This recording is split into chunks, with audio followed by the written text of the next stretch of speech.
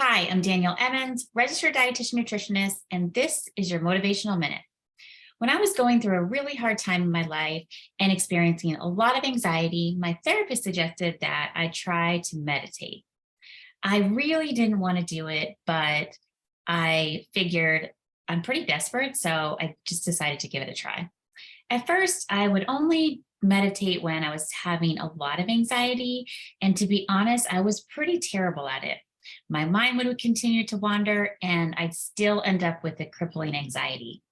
So, when I told my therapist about this, she came up with what I thought was a really good analogy.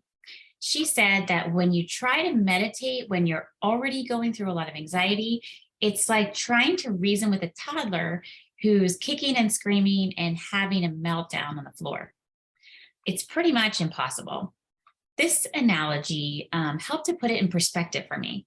Whether it's meditating or doing any other type of self care, you really have to be proactive about it. We can either totally run ourselves into the ground until we crash, then we're forced to relax because we're completely exhausted or we end up sick, or we can take a little bit of time each and every day for self care and not allow ourselves to get to that crashing point. So I challenge you to do something you enjoy each and every day. You can start with the 1 minute pause, or you can read a chapter of a book that you enjoy. You can do a puzzle. You can take a quick cat nap, or whatever it is, it should be something that brings you peace and joy. Remember, self care is not selfish.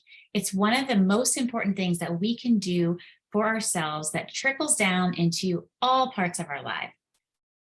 I encourage you to make it a priority.